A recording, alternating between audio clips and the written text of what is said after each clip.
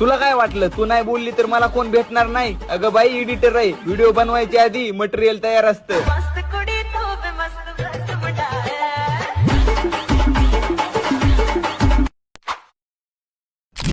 तुला काय वाटलं तू नाही बोलली तर मला कोण भेटणार नाही? अगं बाई एडिटर आहे, व्हिडिओ बनवायच्या आधी मटेरियल तयार असतं.